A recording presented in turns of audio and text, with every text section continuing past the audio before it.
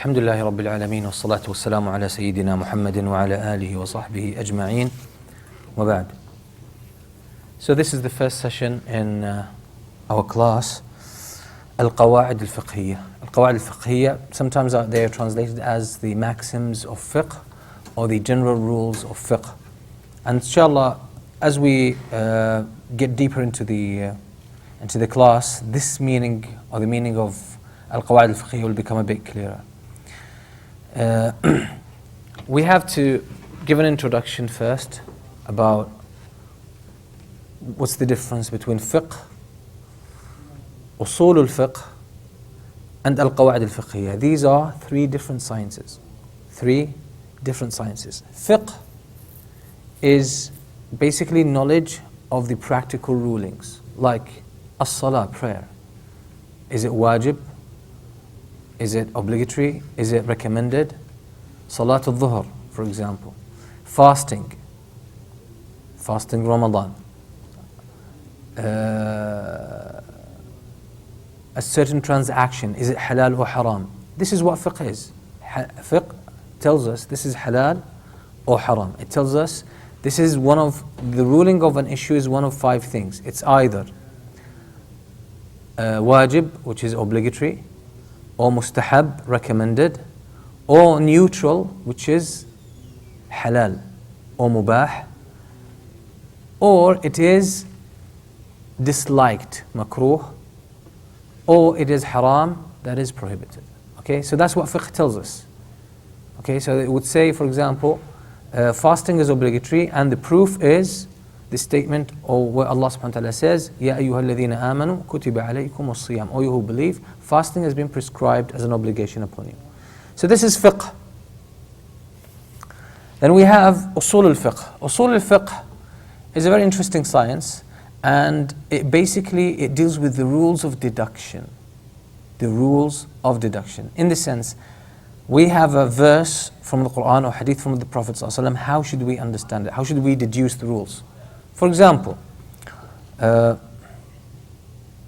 one of the rules of Usul Al Fiqh is a command statement like do this, indicates obligation. That's Usul Al Fiqh. So every time in the Quran or the Sunnah you will find a command, imperative, that means it is for obligation.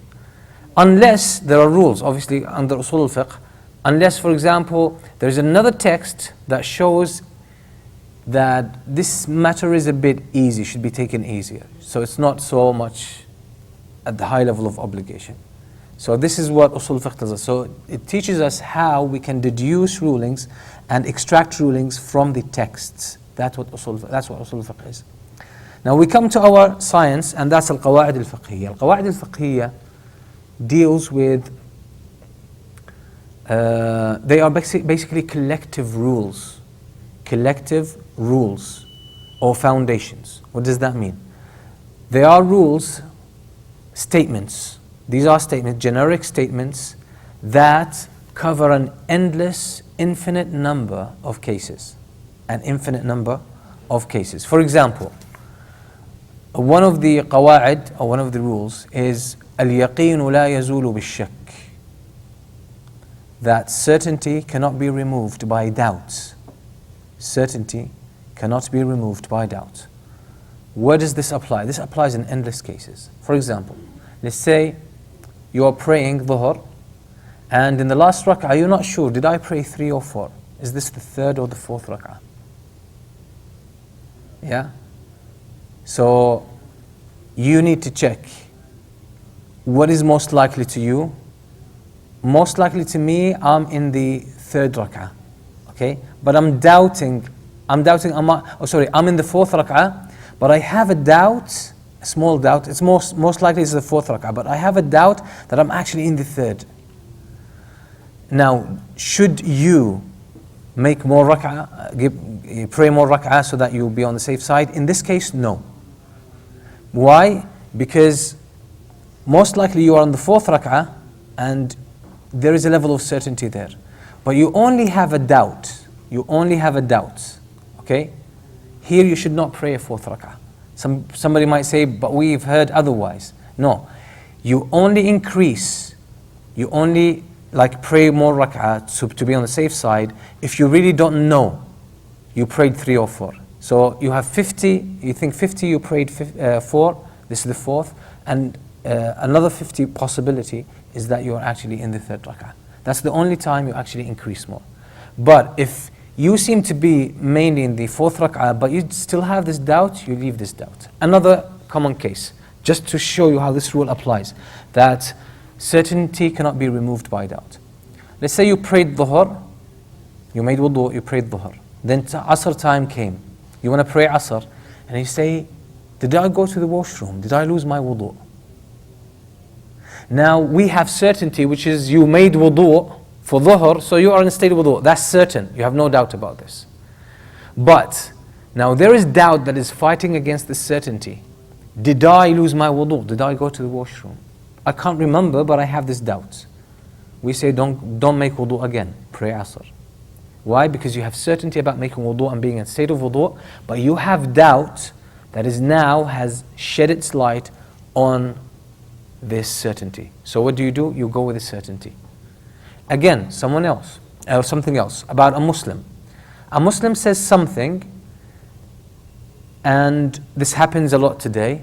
This statement could be kufr, could be blasphemy. It could lead the person outside of the fold of Islam. But we don't know exactly what his intention is. We don't know what his intention is. He said something, okay, that's, let's say, a word which contains some insult towards Allah, disrespect towards Allah subhanahu wa ta'ala. Is this person, does he become a kafir or not? Now here we have to be careful. Because we say, the scholars say, من ثبت إسلامه بيقين لا يخرج من الدين بالشك. Someone whose Islam is certain, we know he said, La ilaha illallah Muhammad Rasulullah. We know that. We know it. But he said a statement, but we're not sure really what's his intention behind it. Because maybe he said something, he means well, but he used the wrong expression, right? So since we don't know exactly what he means, we cannot say this person has become kafir. So that's another application of the same rule. Another application of the same rule. You have, for example, there's a beautiful story that where Umar ibn Khattab was walking with someone. Yeah, Umar ibn Khattab was walking with someone, one of the companions. And they passed by this house, and on top of this house there was a leak, so there was some water falling. And it touched, some of it dripped on the other person's shoulder. So the person turns to the guy who was on top and he says, is that water pure or not? Is it clean? Abu al-Khattab says to that guy, he says, don't answer him. Don't answer him. Why? Because originally everything is supposed to be clean. The impurities are the exception. This table, is it pure or impure? Is it tahir or najis? Most of the things are tahir. The things that are najis and impure are what? A minority, an exception. So this is why this kind of, the fact that the majority of things are actually clean and tahir, okay, that gives certainty. That gives certainty that everything is originally clean except for the specified impurities that are specified in the texts. So Umar ibn Khattab said to that man, don't tell him. Why? Because you should take the origin. Don't take a doubt and build on it and start investigating. And if this rule is followed actually by a lot of people who sometimes question their faith and question their deen, it would be very helpful to them. Because there are so many things you know for certain. If you start doubting them, even like life becomes impossible. So people who give a lot of space in their lives to doubt, they face a lot of problems, a lot of issues in their life. Let's say, for example, you go to the doctor and say, how can I guarantee that this doctor is good? Maybe he's one of those, dodgy doctors. How do I understand that this medicine is the right medicine? Maybe it has some side effects. Let me look into this. What if this traffic light is not working well? What if there's something wrong with it? If you keep looking for doubts and everything, life becomes impossible. So that's a general rule that can apply to, as I said, an endless number of things. So let me give you another example of another rule. Another rule, famous one that we all know, الضرورات تبيح المحظورات. Necessity turns prohibitions or makes prohibitions allowable. In terms of necessity, what is haram, if it's going to help you or relieve you out of this necessity, it becomes halal. Someone is almost dying, they don't have food, they got lost in the desert, and they found this dead dog. Could they eat it? Well, if that's going to make them survive, yes, they should eat it. They should eat it. So it becomes halal, although the meat of it is haram. This is why this is the same kind of necessity. Some scholars say today that if you live in a country and it's impossible to get a house unless you go through the mortgage, and you, like, especially for people who are just on the verge of retirement. Some people have been working hard all their life. Just can you show him the Qibla, opposite side? Yeah, so basically people who say are about to retire, and for all their life they've been working hard, and what happened is they didn't save any money, they didn't buy any property. So, and these people don't even have any means of sustenance. So they know that they can, for example, they know they can't afford a house and they can't even afford the rent.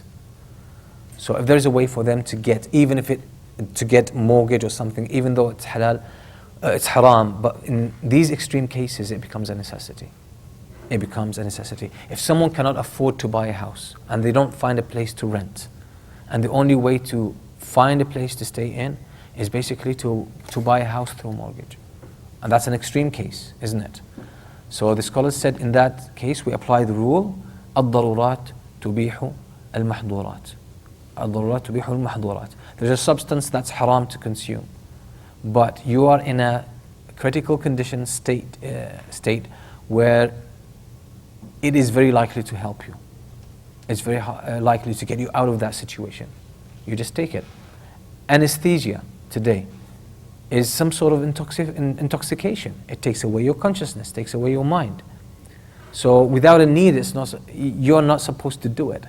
It's haram. But why is it halal for surgery? Because it's impossible to do surgery for someone in their conscious state. So that makes it halal, and so on and so forth. So these are the rules or the maxims of fiqh. They are general rules, and you can find thousands and thousands of cases, fiqhi cases, that they apply to. What is the point of studying them? And we will come to this inshallah. But in brief, they give you a very good understanding of fiqh and how it works. A very good understanding. So you can see, once you understand some of the main rules in fiqh, and there is a huge number of rules by the way, but there are main ones that are limited in number. When you understand them and you look at fiqhi cases, you can see fiqh is so systematic. And there's another beauty to the Qwaed Al Fiqh. They show you a lot of the logic behind Sharia, behind Islam. There's a lot of logic there. There's a lot of logical patterns within Sharia, so you can actually find this as you see at Qwaed Al Fiqh. Today is going to be very brief. There's not many people here, so probably we need to do a bit more advertising and let people know about the time of the class. But we're going to have a small introduction into the subject. Al-Qawaid, we said Al-Qawaid Al-Fiqhiyyah is made of two words. Al-Qawaid, the rules, and that means, Qawaid in Arabic means foundations, or rules, foundational rules. Al-Fiqhiyyah, they pertain to fiqh, so they actually apply to fiqhi issues, to the fiqhs of issue. Now a definition, let's take a technical definition of what Al-Qawaid Al-Fiqhiyyah means. There are so many definitions that the scholars have given, and they all seem to be pointing to one idea. Like one of them, and by the way, in this class I'm going to refer, and I will be heavily depending on this very good book. It's called Al-Wajiz fi Idah Al-Qawaid Al-Fiqhiyyah. The brief sort of introduction into clarifying the generic rules of fiqh. So I will be depending on it. So I'll be using some Arabic and then explaining it. because I want to get the students, like the previous class, the students were pampered, right? They were spoon-fed everything. Everything was given easily. A lot of work was done in the background for the class. So all of the ideas were put together.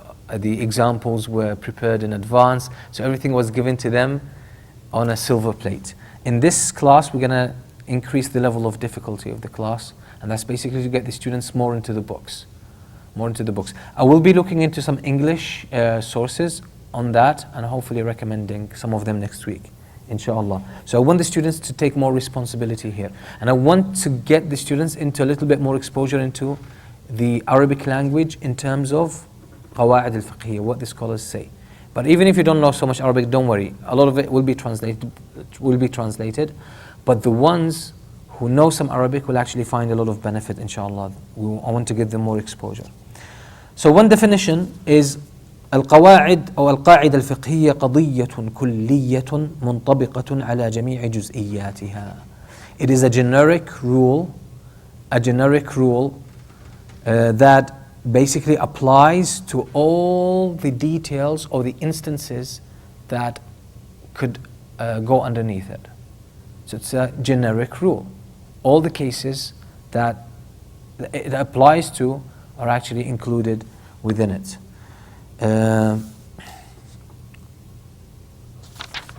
He has here a good definition that the author chooses.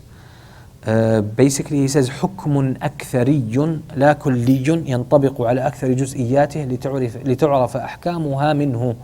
It's a generic statement.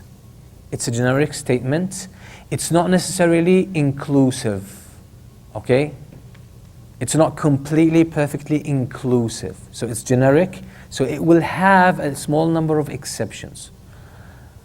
ينطبق على أكثر جزئيات, that it applies to a huge number of cases. And from this generic statement, we can conclude the rulings or the fiqh rulings that pertain to these cases. Okay? An example, as we said, if someone is in trouble and the only way to get out of that dilemma is basically to use something haram. That's the only means available. So this person is not going to seek a fatwa or give me a specific ruling about this specific issue. Maybe there is no specific ruling about this issue. But we know from the general rule that in times of necessity, the haram becomes halal. Okay? So these are generally speaking this is the definition of the maxims of fiqh or al-Qwaed Al Fiqhiyyah. I mentioned the differences between generally Usul Al Fiqh and Qwaid Al Fiqhiyyah. I will keep it for next time as well, just to give you specific points. What are the benefits of Al-Qwaid Al Fiqhiyyah? The benefits of Al-Qwaid Al Fiqhiyyah is that, first of all, if you look at fiqh, you're going to see it as a scattered body of information. Oh, the ruling of this is halal, the ruling of this water is pure, this water is impure, that substance is allowed to use, this substance is not allowed to use. So there is a number of details. What Al-Qwaid Al Fiqhiyyah do, they actually, they sort of classify and categorize these seemingly scattered rules under very well in systematic groups or classifications. That's the point and the benefit in Al-Qwaid Al Fiqhiyyah. So as we said, like al-yaqeen la yazulu bil-shakk, that certainty cannot be removed by doubt. You will find a lot of rules that apply there. If you look at each one of those rules, will actually be irrelevant to anything else. It will stand on its own. But when you look at it as a group that belongs to this rule, we can see so much logic and so much sense in that. Another benefit is that's for the students of knowledge. It actually builds the fiqhi ability in the student. It makes the student, gives the student more mastery of fiqh and more understanding of the dynamics of fiqh.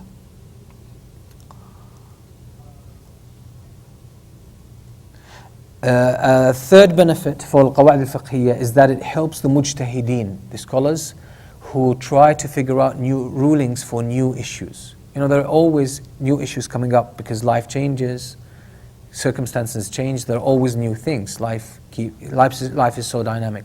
So when there are so many issues that you don't find a direct proof or text to talk about them and address them, Al-Qwaed Al Fiqhiyyah are a very good way to find out rulings and what Allah subhanahu wa ta'ala really, what's the ruling of Allah subhanahu wa ta'ala when it comes to these new cases.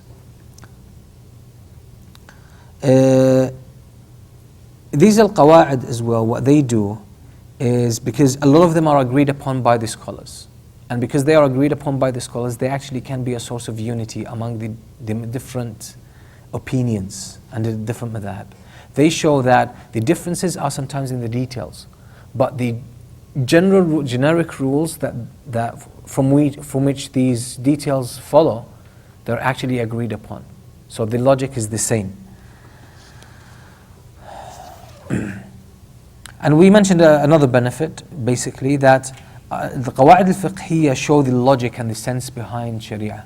So it shows us a lot of the wisdoms. It shows us a lot of the wisdoms behind the rulings. Because sometimes fiqh might be seen as this is halal, this is haram, so dry and so straightforward. But when you look at the Qawaid, they actually show what is the logic behind it, and that makes sense. So you see exactly why these rules actually apply in that way.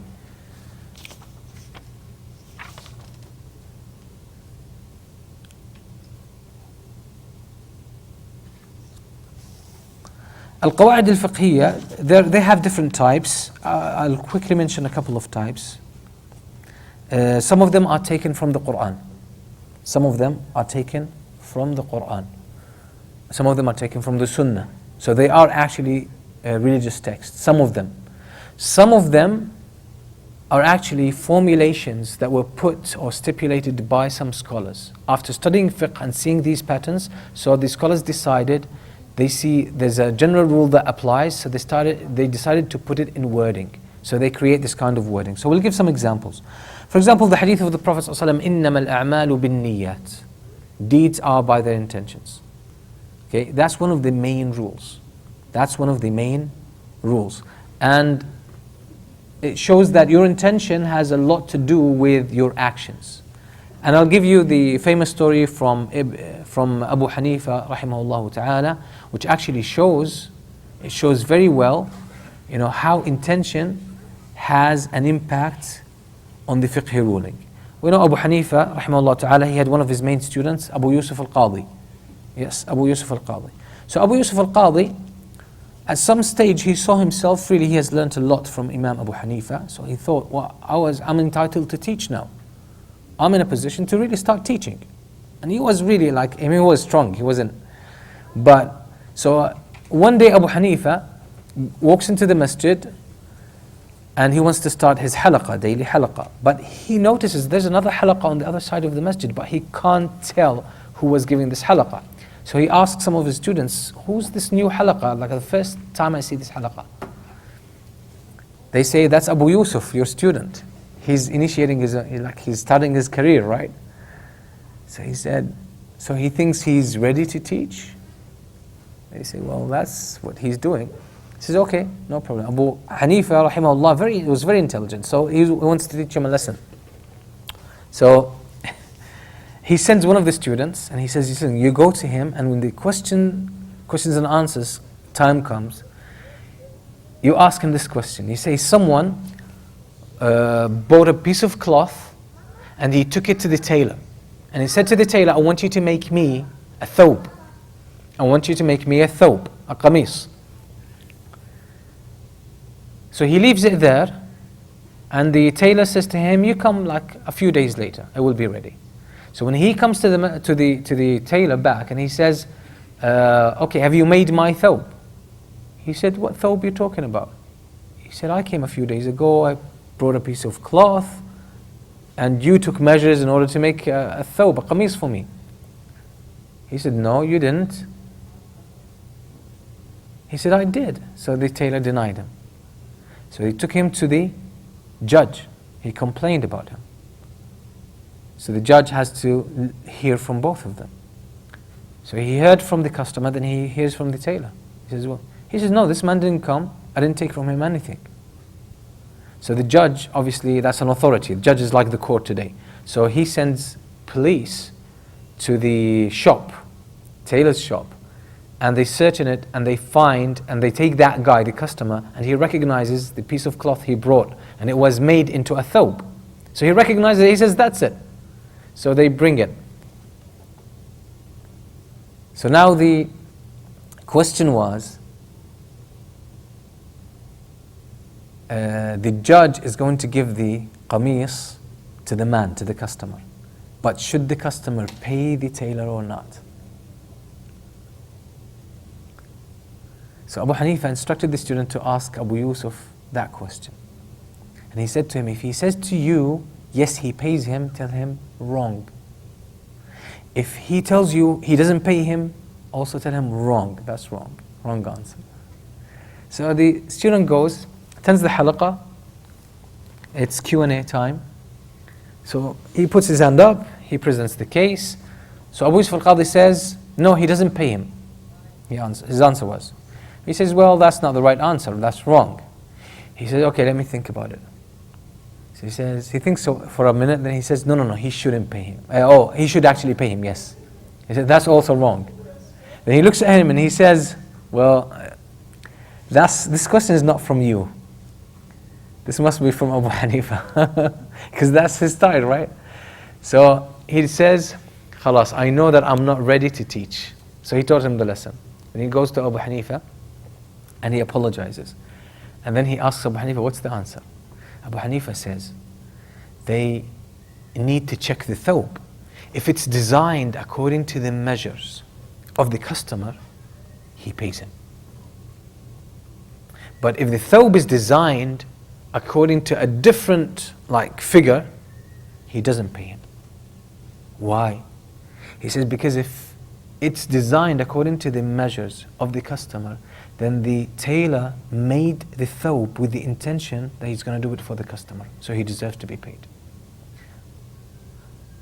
So his intention to take the thawb or maybe sell it came after he tailored the thawb and he made it. So his intention to make the thawb was actually really to make it for the customer and sell it.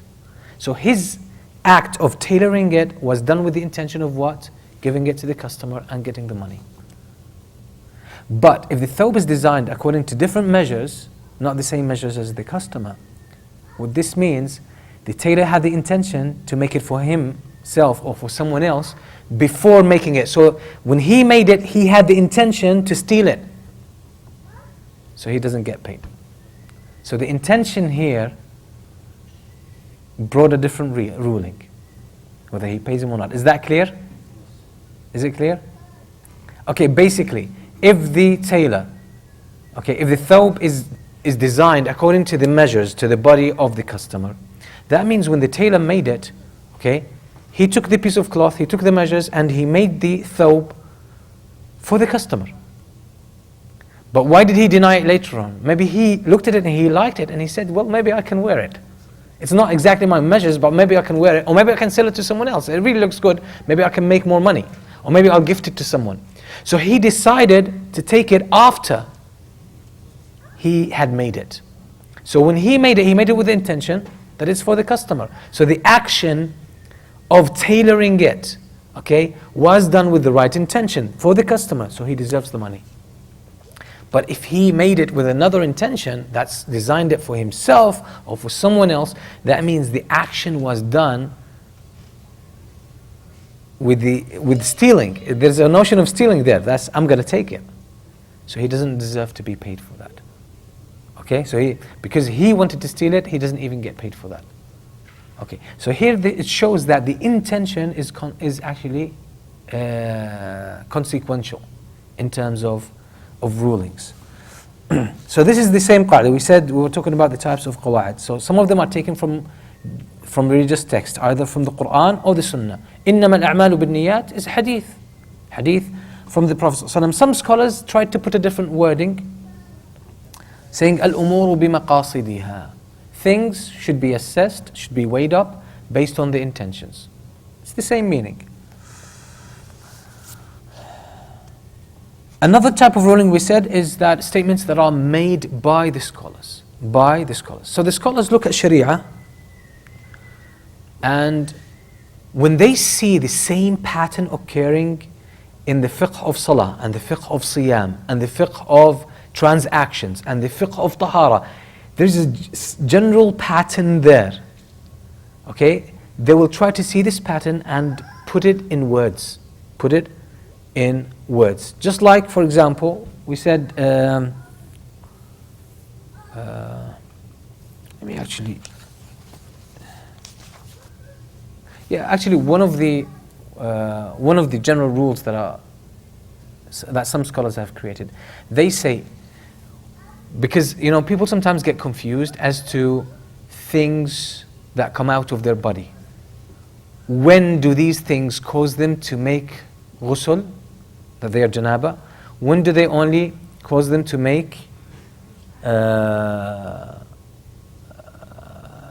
wudu? Only wudu. So some of the scholars came up, they said, and that's basically we're talking about things that come out from the private parts. So they said, if what comes out of your private parts is impure, it's an impure substance, then all you need to do is make wudu. But if what comes out of your private parts is a pure substance, you need to make ghusl. And if you look at it, it works. It does work. So if a person goes to the washroom, what comes out of them is either urine or feces, right? That's impure. So all they need to do is wudu. But when a person, for example, they have a sexual intercourse and there is ejaculation, that's a pure matter. Semen is pure matter. It comes out, then the person needs to make ghusl here. Now, we all make this kind of rules. We all make these kinds of rules. Sometimes you deal with people who come from a certain area. You say, people who come from the city, don't deal with them. They're no good. They're no good. This is why they say, for example, tall people are this, right? Short people are that. Generalizations. These are all rules. This is exactly what the fiqh rules actually do. But they are accurate. They are accurate because some of the rules that we come up with are actually personal and biased.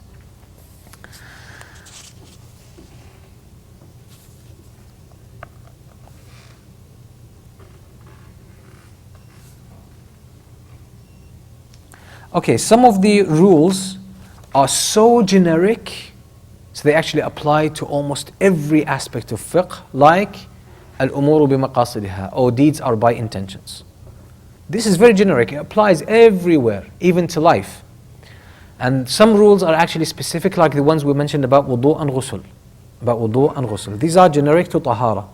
So we have fiqh rules that apply everywhere in fiqh, and there are rules that apply only in specific areas of fiqh. Like there are rules specific for salah. There are rules specific for transactions. They don't apply anywhere else. So there are levels of generality. So there is like very general, very generic, and there is something in the middle, and there are rules that are really specific to a certain area. Okay?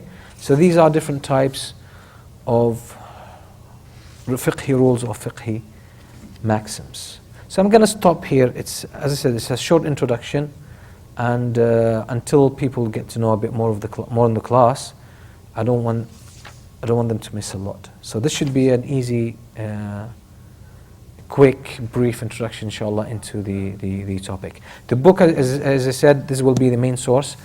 It will be, it's called Al-Wajiz fi Idah Qawaid Al Fiqh Al Kulliyah. The brief in clarifying the generic rules of fiqh. That is authored by Sheikh al-Dr. Muhammad Sidqi al-Borno.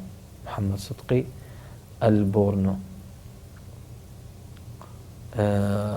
As I said, I'll look into the English sources, English books on this subject, and recommend, inshallah, one or two.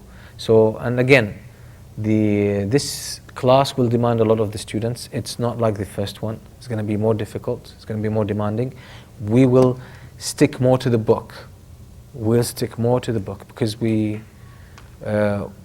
I mean, it's good sometimes to simplify the class and present it in an easier fashion, but it's also important to get the students of knowledge into the mood of dealing with the books.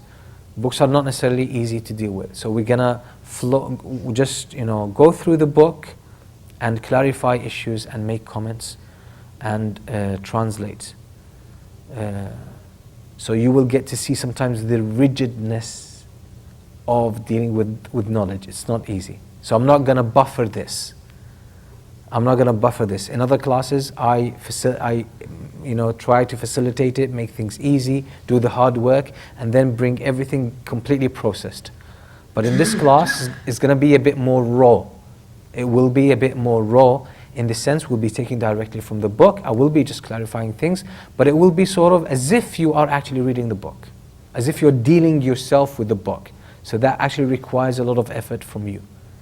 And that requires some note-taking and focus. Okay, so it's not easy. It requires you to take a proactive approach in asking questions as well. Okay, so any questions? Yes? In that example you gave of that goal he was making, Yeah. I don't see how the guy's caught. Either way, he did something wrong. Either way, the guy who brought the material has been wrong. Either he's losing the value of the material, or he's losing his time and now he has to go somewhere else and make it again. So either way, the guy should pay something, a fine to, if it fits him, give it to him. He doesn't pay him, he pays a fine for this guy to the court, to the judge. Yeah. If it doesn't fit him, he made it for somebody else, then he has to pay him back for the material he used and pay a fine for wasting his time. Isn't that more fair? It could be. It could be. So that would be Yeah, case. but just looking at the answers, I would assume there was a context around the story, which is more that the guy wanted the thobe anymore. The customer wanted to get it anymore. So he said, I want it regardless. Okay? So I'm assuming so, yes. But if you want to think of other possibilities, there could be other possibilities, yeah. Yeah. No questions, sisters? Okay.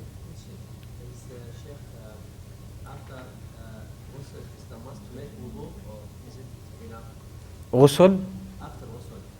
No, now if you make ghusl, make sure, by the way, that you wash your mouth and nose. Yeah, a lot of people forget about this. So if you actually make ghusl and have the intention of wudu within it, it covers for both.